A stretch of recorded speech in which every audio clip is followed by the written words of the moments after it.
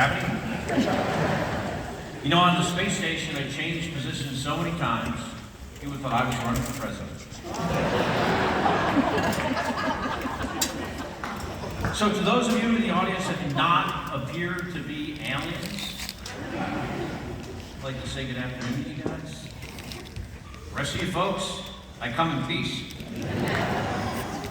So on the space station, we have to learn to live with very little stuff up there. I actually wore the same pair of pants for an entire 6 months in space.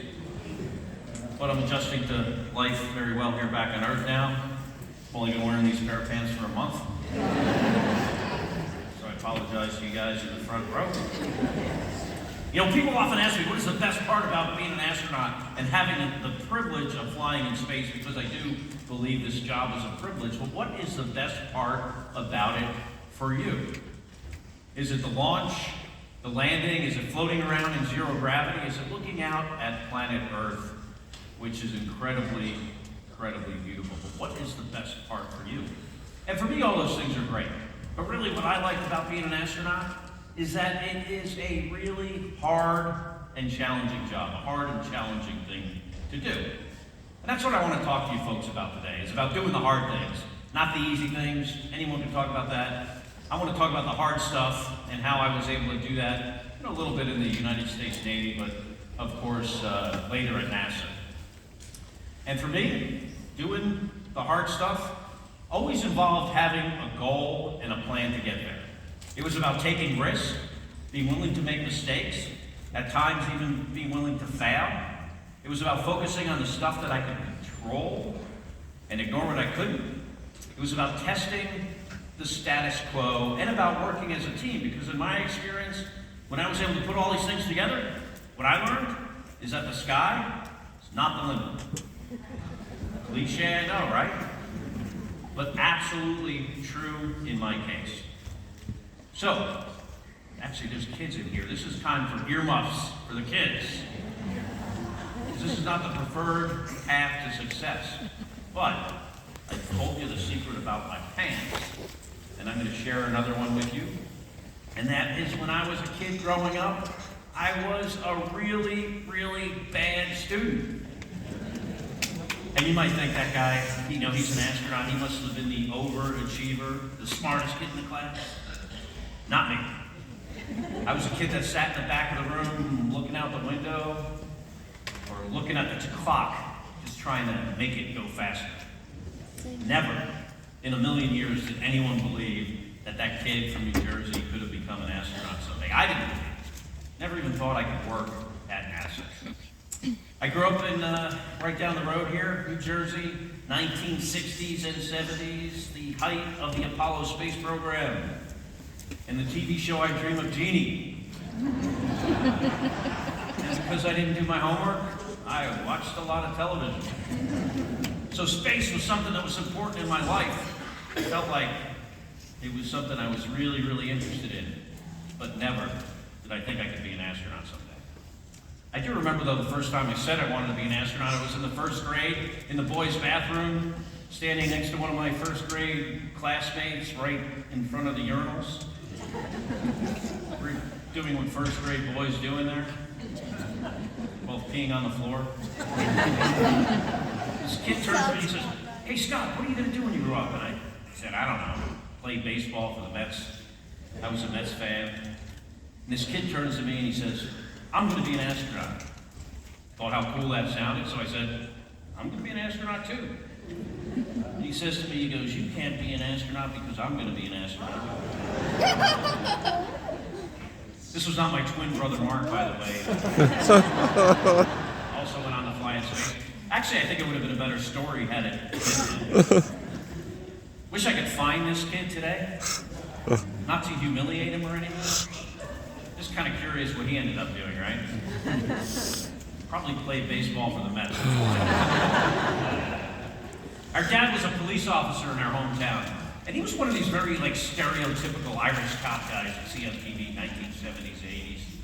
Once a year he'd come home with a cast on his arm, and he would tell my brother Mark and I how he broke his fist fighting crime. Years later we learned that there was a lot more bar fighting going on than crime fighting. And her mom was a secretary and a waitress and had all these odd jobs when she could get them. And by the time my brother Mark and I were becoming teenagers, she decided that she wanted to have a career like my dad and was going to try to become a police officer in her hometown that never before had a female police officer. Very few in the state, actually, at this time. And she had to do all the same tests, particularly the physical fitness test I'm talking about, that at the time was really designed for men. And to help her, my dad built this whole obstacle course in her backyard, including this 7-foot 4-inch tall wall that she would have to scale as part of the test. He actually built it an inch taller without even telling her. I can remember at the beginning of the summer, the first time she tried to get over this wall, she got her foot about a foot high, fell off into the dirt, and I thought, this is over. No chance. But she picked herself up, she brushed herself off, and she says, she admitted, I cannot touch the top of this wall right now. So that's going to be my focus. And as soon as I do that, to see how long I can hold on for, eventually I'm going to be able to do a pull-up. Because I'm never going to give up, I am going to get over this wall someday. And she had to do some other tests. We had this really long backyard. And one of the tests was dragging a 130-pound dummy 100 feet. And I just happened to weigh 130 pounds at the time. Not anymore. But when she went to take that test, she got over that wall in half the time she was supposed to. Did better than a lot of the men did on this test, and became the very first female police officer in our hometown. One of the very first ones.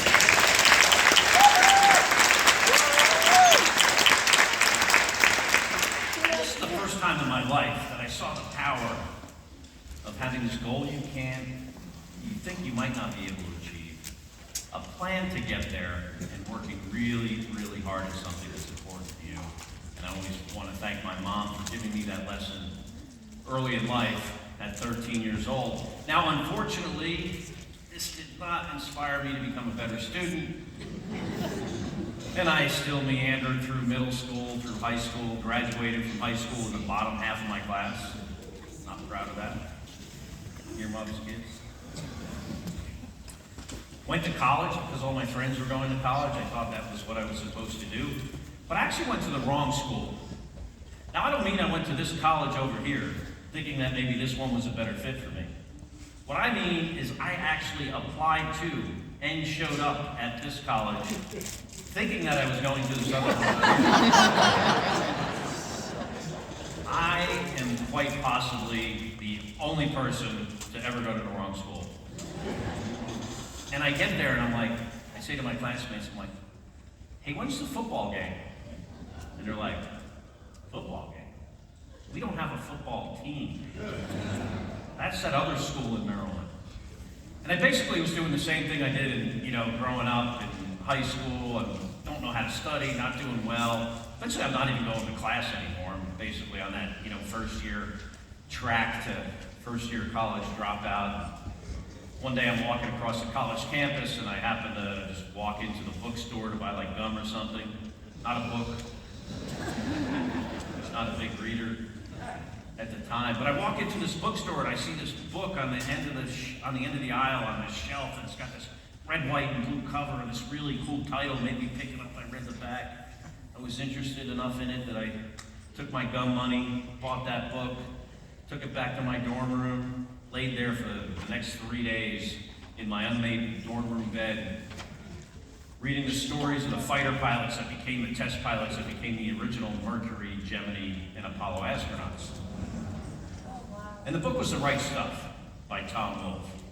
And I recognized, traits that these guys had. They were all guys at the time, not anymore, but traits that these guys had that I felt like I had in myself, with only one exception.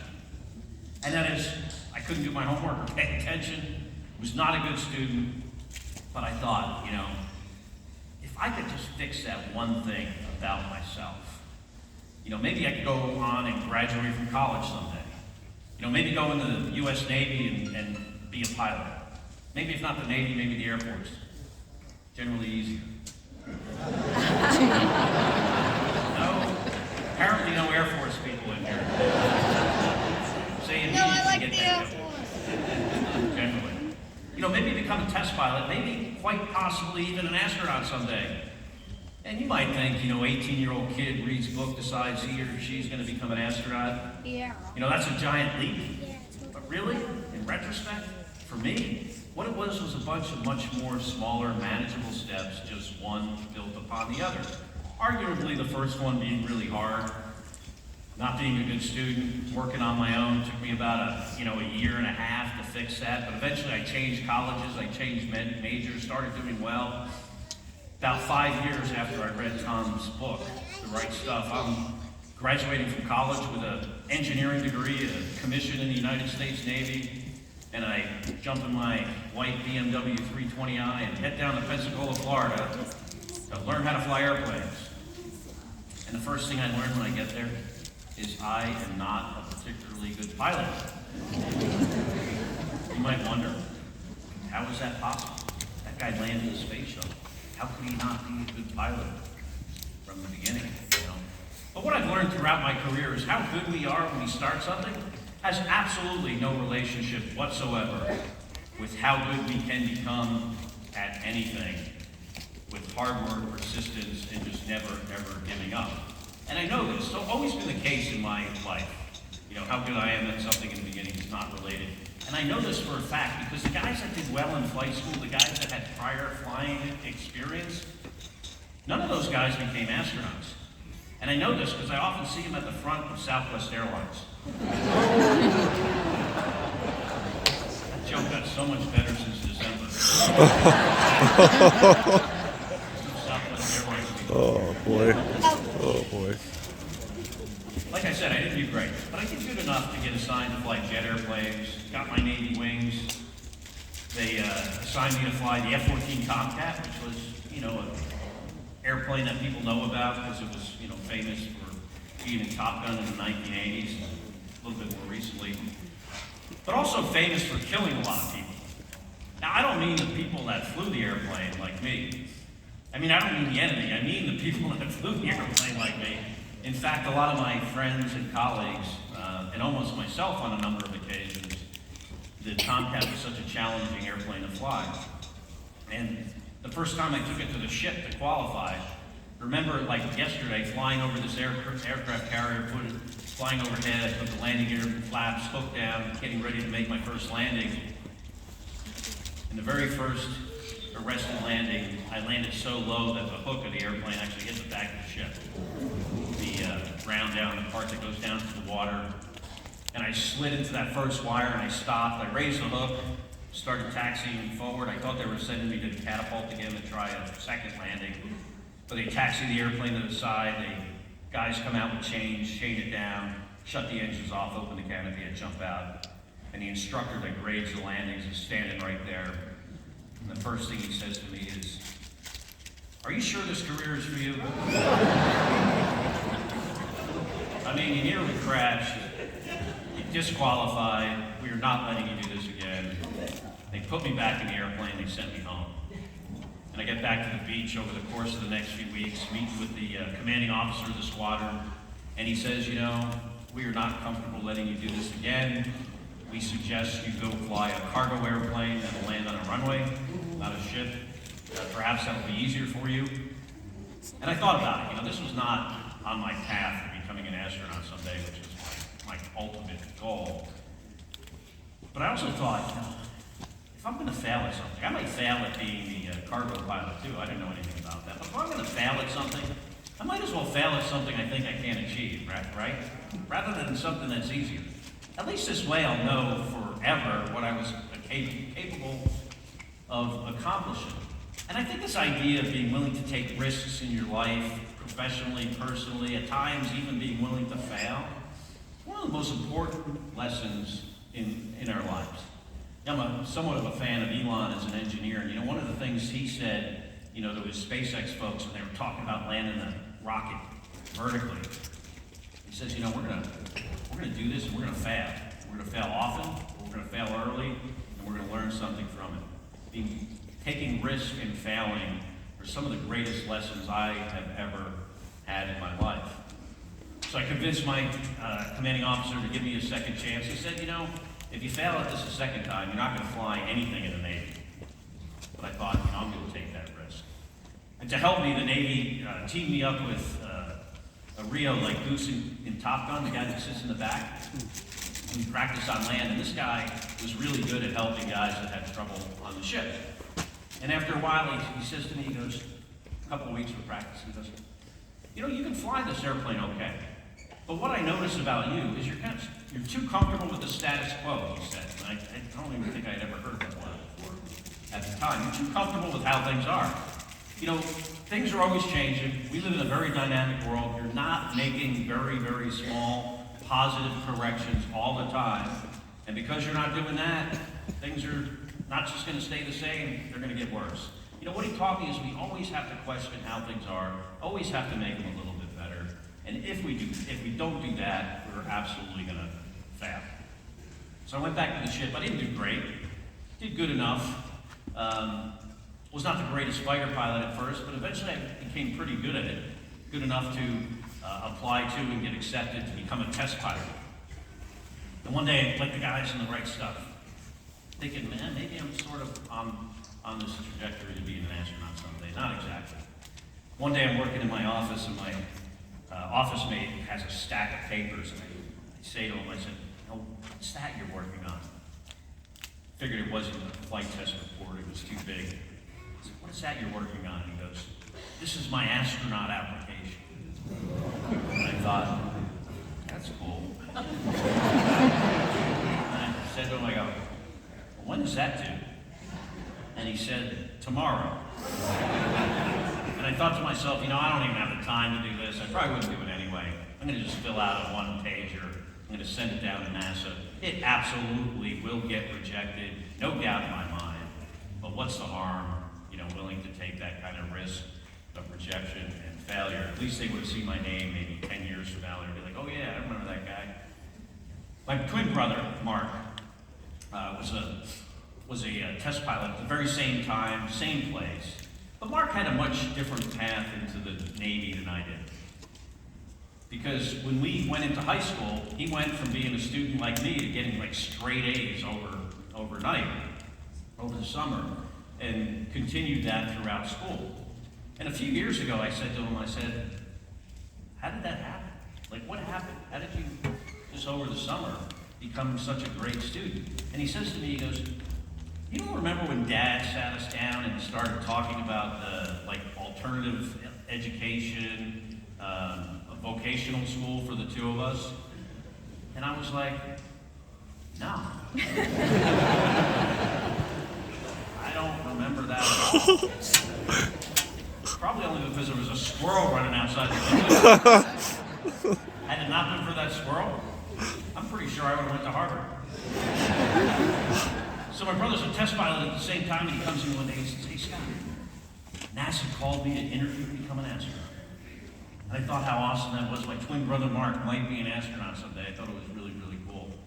And then he asked me if he could borrow my suit, because he didn't have a suit to wear to the interview, and I think he just knew I had been to a wedding or something recently. So I gave him my suit. He goes to NASA, comes back a week later. He gives me my suit back. A month or so goes by, and I get a call from NASA, and they want to interview me too.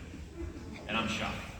And I tell my brother, and he's sort of excited for me. Not exactly as excited I was for him. But in any case, I say to him, by the way, you gotta buy me a new suit, right? How ridiculous would that look? He's showing up in the same clothes.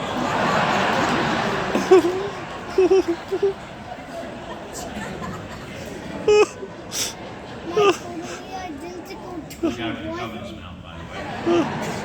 But he was a cheap Navy lieutenant, and he said something that I'm not going to repeat here, but it basically ended up with me having to wear the same suit to the interview. Which in hindsight was actually kind of somewhat of a blessing in disguise, because you walk into this room, very intimidating. The chairman of the selection board is a guy that walked on the moon, first commander of the space shuttle, all these other astronauts, accomplished astronauts, engineers, masters at NASA.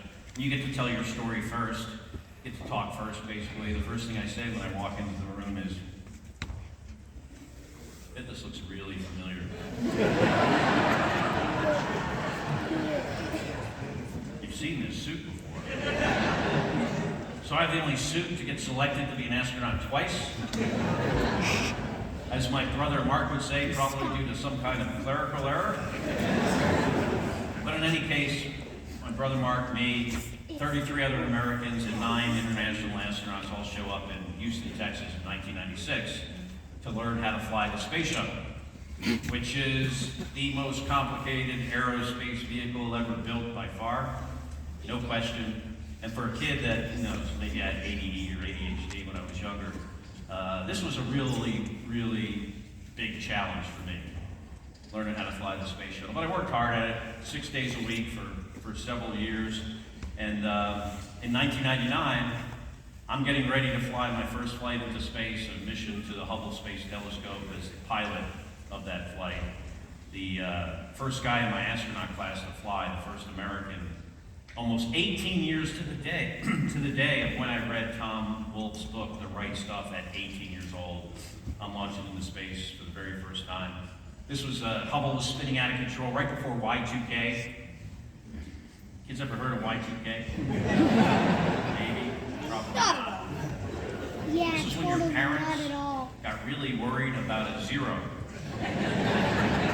NASA was very worried about it too. They actually made us come back right before New Year's Eve because they were worried the computers on the space shuttle were going to divide by 0 and we were going to go like through a wormhole or something.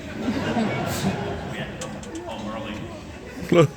So I got back from that mission and I was assigned my second flight as the commander of the Space Shuttle Endeavour to the International Space Station. You get out to the launch pad about 3.5 hours prior to launch and the fully fueled space shuttle's there, giant orange external tank, has liquid oxygen, liquid hydrogen as the fuel to solid rocket motors. Basically, a giant bomb on the top of this hill that is a launch pad.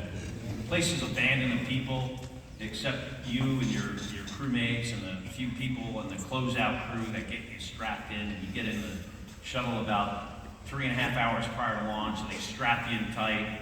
They close the hatch, bolt it closed, they take off, they get like 5 miles away. Yeah. Clock is counting down towards 0. In the cockpit, there's over 2,000 switches and circuit breakers in the space shuttle cockpit. All these different systems, APUs, hydraulics, electrical systems, mechanical systems, environmental control systems, all the computers have to be perfect. Whenever I see this picture, it reminds me, when I was in the 5th grade, I was a Cub Scout. Never made it past Cub Scouts, but our den mother would take us on these field trips, and one day we go down to Newark Airport to look at an airplane. I can remember going in the 737 cockpit and seeing all these knobs and dials and switches, not knowing what any of this stuff was, but thinking to myself very clearly that there is no way I would ever be able to operate something like this, an airplane. Not possible, is how I felt. She also took us to her job. She worked at Burger King, and yes, our den mother worked at Burger King. She showed us the freezer, the fry machine, how they made the burgers, and I thought to myself, I could see this. Now that's I a can job for absolutely picture me. myself working here someday at Burger King. The clock starts picking up down towards 0. At 9 minutes, it stops to give you the time to catch up if you happen to be behind on what you're doing. It's also the moment you think to yourself, man, this is a stupid thing to be doing. Flying into space. I mean, the first time you do it, you never actually really believe you're going to be there. But you can't get away. I mean, you're strapped in tight, the hatch is bolted closed. Plus, it would look really silly to be the first astronaut to run away from the rocket. Probably live in mean hell for the rest of your life. The clock gets to 6 seconds, main engine's light, 3 giant main engines, 1 million pounds of thrust. You don't go anywhere because you're bolted to the launch pad by these 8 giant bolts. The clock goes 5, 4, 3, 2, 1, and 0. Those bolts are exploded open. The solid rockets light simultaneously, and it feels like the hand of God is just lifting you off that launch pad and just throwing you into outer space. And I don't know if you've seen the shuttle launch on video or maybe you've seen it in person. When it lifts off, it looks like it's lifting off slowly. When you're inside, there is nothing slow about this. You get the feeling you're going somewhere. You're you're not sure where you're going, but you know you're not coming back to Florida. And within 8.5 minutes, you're flying around the Earth at 17,500 miles an hour in a vacuum. The engine's cut off. It's completely quiet, peaceful. You know, sometimes people ask me, what does it look like when you punch a hole in the sky? 2 flights, front seat of the space shuttle for me, 2 times, never looked out the window once on launch. You might wonder, how is that possible? How could you not look out the window? Well, in the Navy and at NASA, we were taught this whole concept, this idea of compartmentalization, which means focusing on the stuff that you have control over, all my 2,000 switches and circuit breakers, and ignoring everything else, the fact that you're launching into space. This idea of, knowing the stuff we have control over, not only when I was at work, but even in your personal lives. I mean, there's certain things, government regulation, the economy, stuff like that, we have no control over. Why, I try not to pay attention to it. It wasn't until I was in space for about 20 minutes on my first flight, actually, that I looked out the window for the very first time, almost just by accident. I glanced out the window, and I said to the commander of the crew, I said, "What is that?" And he says, "Oh, that's the sunrise." And as the sun came up, I just saw how breathtakingly beautiful our planet was. It's almost like someone took the most brilliant blue paint and just painted it on a mirror right in front of my eyes. And I knew right then and there I would never, ever see anything in my life as beautiful as our planet Earth again. On this second flight, we went and fixed the space station, installed some components on it. I came back from that mission, and flew a third flight to the International Space Station, what I used to call a long-duration flight of 159 days. And after that flight, that's when NASA started talking about sending 2 people in space for a year, or as it turned out to be nearly a year. And somehow they came up with me, the kid who couldn't do his homework, and Misha Kornienko, the guy I used to call my Russian brother from another mother. I hope to do that again someday. He and I are not quite seeing eye to eye right now on certain geopolitical events. I'm happy to say, though, not all the cosmonauts have the same opinion as he does. But in any case, he and I are going to go and spend a year on the space station. Someday we want to go to Mars. And Mars is really far away. It's going to take 200 days to get there. You have to live on the surface for over a year, 200 days to get back. And when we're in space for a really long time, bad things happen to our physiology. We evolve with gravity. Gravity is important to us. We lose bone and muscle mass at 1% a month if you didn't do anything about it. So if you do any exercise, after 100 months, you'd have no skeleton left. You'd be like Gumby maybe. There's effects on our immune system, our vision, effects on our microbiome, which is we're finding very important. The effects of radiation, anywhere from 10 to 20 chest x-rays equivalent of radiation every single day in space. So we're trying to understand these things better so someday we can go to Mars. So in March of 2015, second time in my life, I'm in this place called Baikonur, Kazakhstan, Central Asia, middle of nowhere, which is a great place to be launching into space for a year. Kind of already feel like you're halfway there. And you get out to the launch pad, fully fueled Soyuz, traditional rocket with the capsule on the top.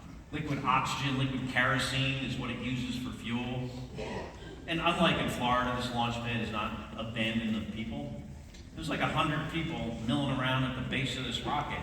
And you're just trying to get through the crowd. And some of them are smoking cigarettes. Seriously.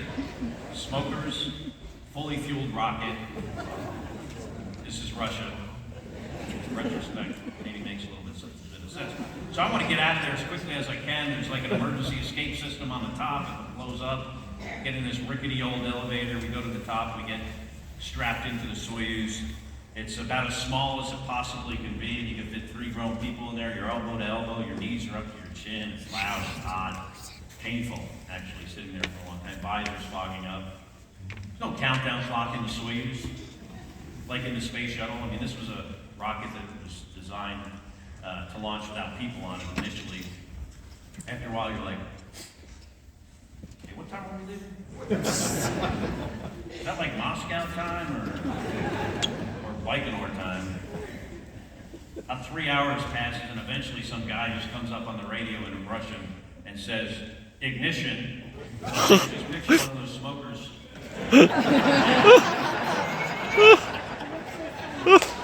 Lighting his cartoon What's rockets. so The funny? Soyuz does lift off slowly, but still within 9 minutes you're flying around the Earth at impossible speeds. Takes 6 hours to rendezvous and dock with the International Space Station.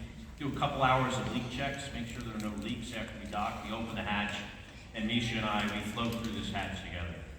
Because he and I are together as a team this entire year. 13 other people will come and go, but every day it'll be me and my Russian colleague, Misha. I get inside the space station. I'd been there 4 years prior. Place looks the same, sounds the same, smells the same as it did 4 years ago. Day one of a year in space, and I think to myself, man, this is a stupid thing to be doing. Spending a year in space, I mean, this is like the only job in the world that you can't quit. I mean, maybe you could quit, but you're not calling an Uber. So you'd be stuck anyway. I mean, someday I think we'll have Uber space, just not yet. You might wonder what the space station is like. It's really big. Put it on the ground, would fit on a cover of a football field, weighs 1 million pounds. Got these giant solar arrays, takes energy from the sun to power all of their equipment on board. Great example of a renewable energy system. We take our urine on board, we turn it into water, which we then drink, and we turn it into urine again. We drink it again. I mean, you drink it after we turn it into water. I know what you're thinking. Very I drank his pee for a whole year. Yeah, we're Actually, I so drank happy. everyone's pee. Mixed together. But it does taste better than the water in Florida.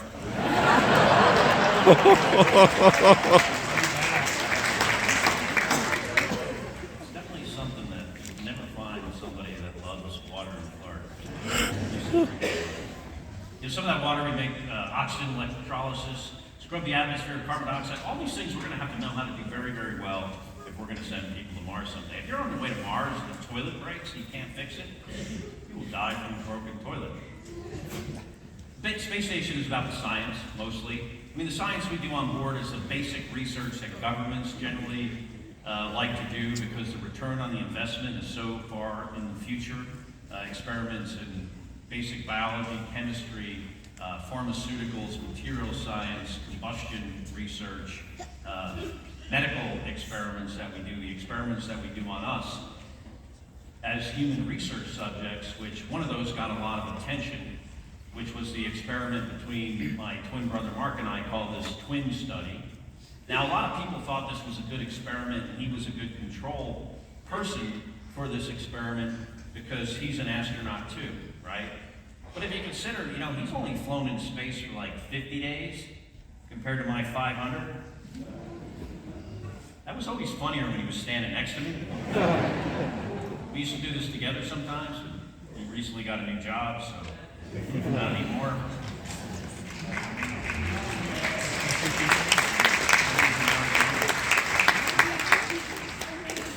Yeah, so it was an experiment really on our genetics. And over the course of the year, nearly a year on the space station, 7% of my gene expression changed. Not like CAMS genes, but DNA, RNA, proteins. Also, one interesting result, one of the interesting, many results, but one I talk about sometimes, is my telomeres got better.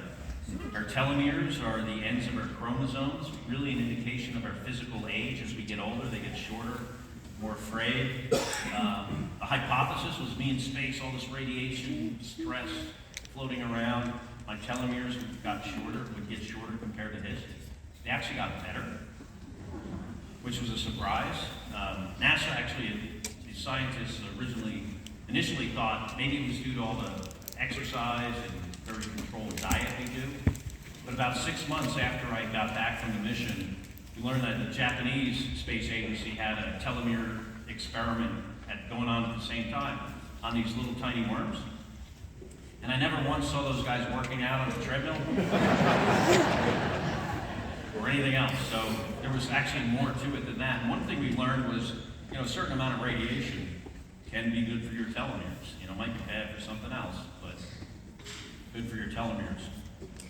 The best part, actually maybe the only good part about having an identical twin brother, I think, is the spare organs.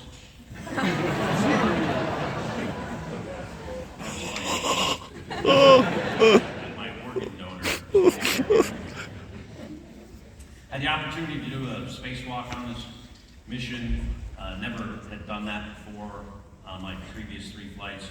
I'll tell you what, when you open that hatch and the Earth is 250 miles below and you're going 17,500 miles an hour, there is nothing more important than what you're doing right now. You're basically holding on, making sure your tools are tethered, focusing on your job, which is an almost impossible task when you're outside the space station, because how beautiful the Earth looks from the inside, order of magnitude more impressive when you're outside the spacecraft. The Earth actually is kind of scary looking when you look at it sometimes. One of the first times I ever had a moment in my first flight to really look at the Earth, I said to one of my crew members, I was like, "What's that thin film over the surface?" And he said, "That's our atmosphere." It looks like a contact lens over somebody's eye. Some parts of the planet, Asia, Central America, always covered in pollution. The rainforest in South America that I saw in 1999, much different than the rainforest I saw in 2016, much more burning and cleared fields than I did, 17 years prior. Pretty scary. The spacewalk though, it's fun, but it's type 2 kind of fun. Type 1 fun is the roller coaster or something like that, if you like roller coasters. Type 2 fun is the thing that's fun when it's done. Really challenging, hard, emotionally, physically, intellectually, fun when it's done. I also had the chance to do my own science on board the space station during this last mission, and basically it was just to see if NASA had a sense of humor.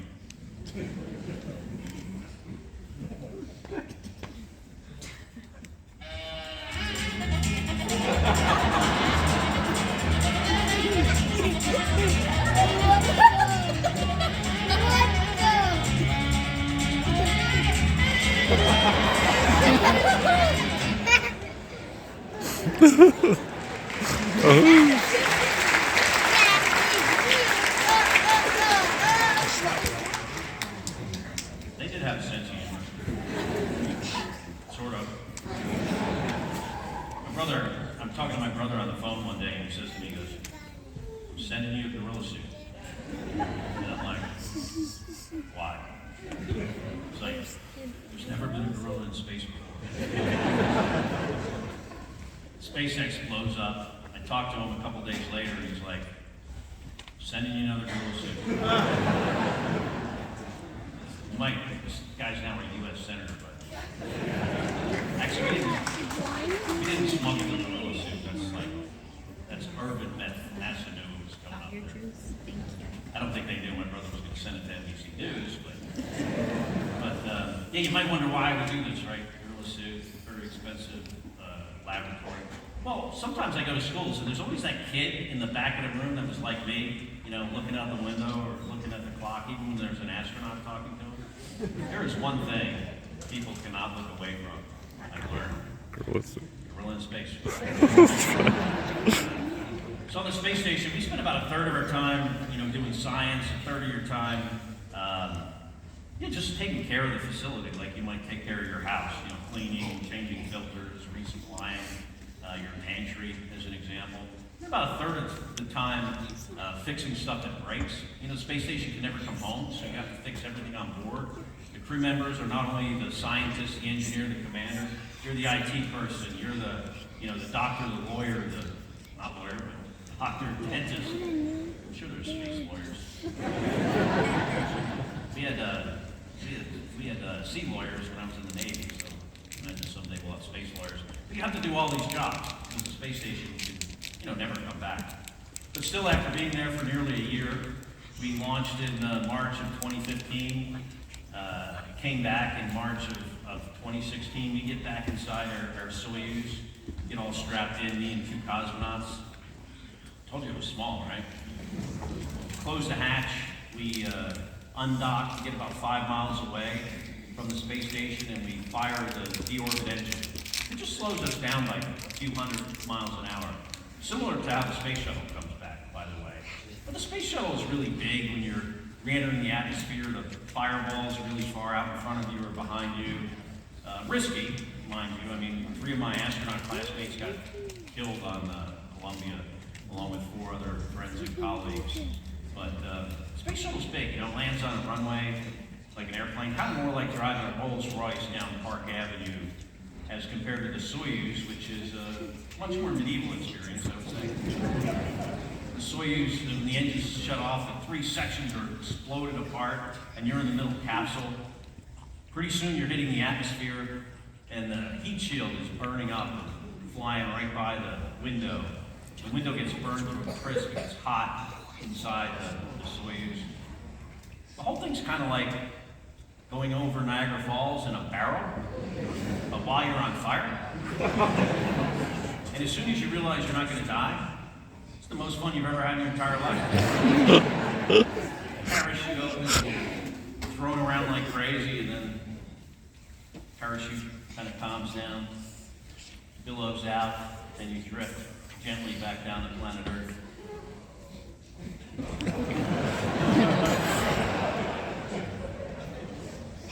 Then you crash into it.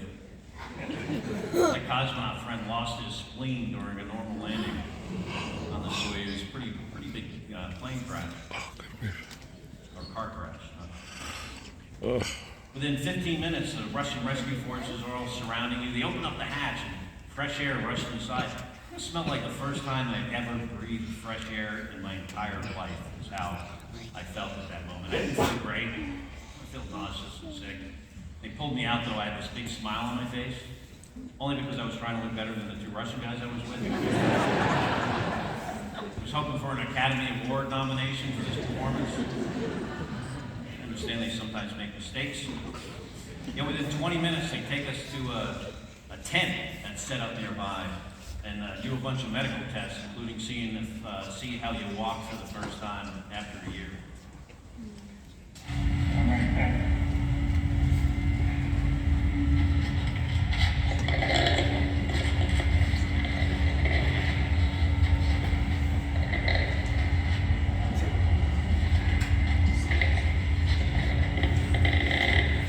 Like Jar Jar Binks. I said I feel like Jar Jar Binks. I guess I thought he was an astronaut too, maybe. He was that character in Star Wars that had a really weird gait. Within 24 hours, I'm back in Houston, Texas, after being in space for a year, and I get to see my family for the first time in a really long time. And I go to NASA, have some medical tests, and then I head home, get to my house at 4 o'clock in the morning, walk in the front door, out the back door, and jump right into the swimming pool.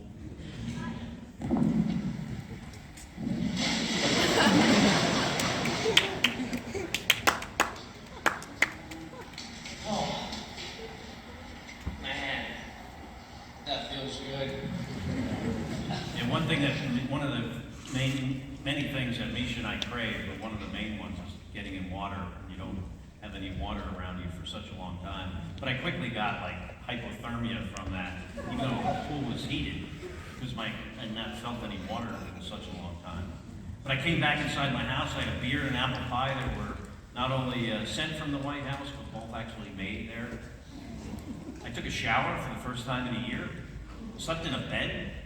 You know, all those things were great, but the best part about coming back to Earth after being in space for a year is just knowing that I've done what I think is the hardest thing I will ever have to do in my entire life. And then being able to share that experience with my family, my friends, and you guys here in Springfield this afternoon.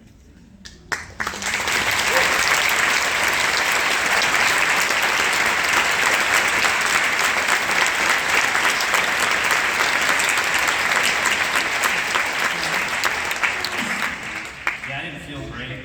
I actually felt really bad. seems like it's also linear, like the longer you spend in space, just longer it gets. Like my first 4 flights were for a week, or a week long, 2 weeks long, 159 days, and then 340. And I can tell you, it seems like the symptoms kind of track along with that. The longer you've been, the worse they are. I was sore, stiff anywhere, my joints, my skin had rashes and hives anywhere it touched anything. Because it had not touched anything for so long. Almost like an allergic reaction.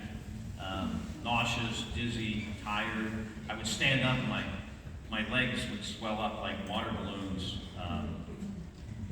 Like right in front of my eyes. My heart, actually, the reason being is, our heart's working all the time, pumping against gravity. My heart lost 25% of its mass during that year. Oh, God. Despite all the exercise. It came back eventually, but Wow. you have all these pretty significant negative physiological effects when you come back. There's actually one good thing, though. One good physical thing that happens to you when you're in space. After a couple of months, it takes a few days, maybe a week, but after a couple of months of not using your feet, all the calluses just come off. It's a little gross when you take your socks off and you get this big...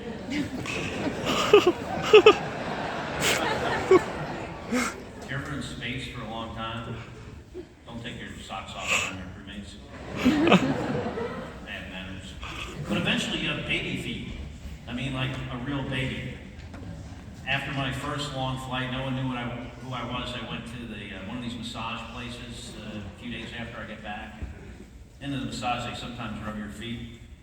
This masseuse says to me, she goes, the softest feet I've ever felt. All I said to her was, thank you. I'm very proud of her. And then I just left. I was probably still talking about that bald guy with his really soft feet. 14 years later. I learned a lot in my time at NASA, and mostly at NASA. One thing I learned is the idea behind having crew members that are different. A diverse crew member. When I was in the U.S. Navy flying airplanes, it was basically middle-class white guys flying airplanes. That was the demographic at the time. Not anymore, but at the time. It wasn't until I went to NASA that I saw the power of having people that were different. People that came from different places, different cultures, different languages, different educational systems, basically different whatever. When you have a group of people that are all the same place, same background, they kind of think the same way. When you have a team of folks that are different, they look at things from a different perspective, have different solutions to problems. I felt that one of the many things NASA does right is having a very, very diverse workforce, and that's why we can do these seemingly impossible missions. I learned a lot about leadership. Sometimes people would say to me, what kind of leader are you? How do you make decisions in these types of situations? Never really gave it much thought until I had left NASA. And for me, leadership or decision making, you might call it, is really much situationally dependent. I would often recognize with my crew, one of which is here today, Katie Coleman. We flew in space together for 4 months.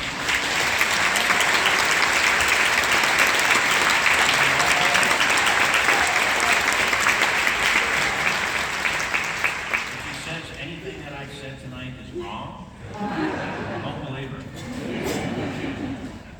But anyway, sometimes I would defer to my other crew members. I would say, you're the expert about this. You decide what we do. Sometimes it would be democracy. Depending on the issue, we might vote. Certainly as the commander of the crew, you'll get some input, and then you make a decision. Very rarely was it a time to be the authoritarian, the dictator. But, if there's a depressurization on the space station, a fire in space, you cannot run outside and call the fire department. You need one person to decide and announce and tell everyone what to do. But very, very rare was there an opportunity, it was very rare where you had to actually be this kind of authoritarian kind of figure as the commander of the space station. Also learn a lot about the Earth. When you look at Earth, you don't see political borders like we do on a map. You see land masses. You see a planet that does not all look that big. You get the sense that we are very much interconnected as a species. And the impression I've always got from looking at the Earth and considering people down there is we are all part of the same team. And the way we do things, the way we solve real challenges,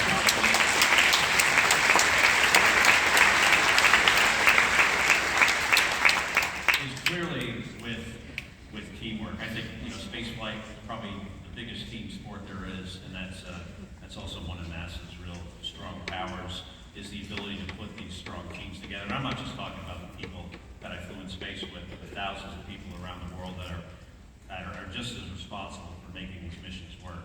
I always want to thank them as well. And finally, the Earth. The Earth is incredibly beautiful. We are lucky to have it, but it has some issues. And I'm a big believer in going to Mars. I think we should go to Mars someday. I hate to tell you, we're all not going to Mars. We're not all living on Mars someday. We need to take care of this planet. Sometimes people ask me, well, couldn't we just go to the closest planet that the Kepler planet finder found that has an atmosphere like Earth? Could we just go there? Well, if we went as fast as we possibly could, it would take 80,000 years to get there. The people that arrived would be a different species than the ones that left.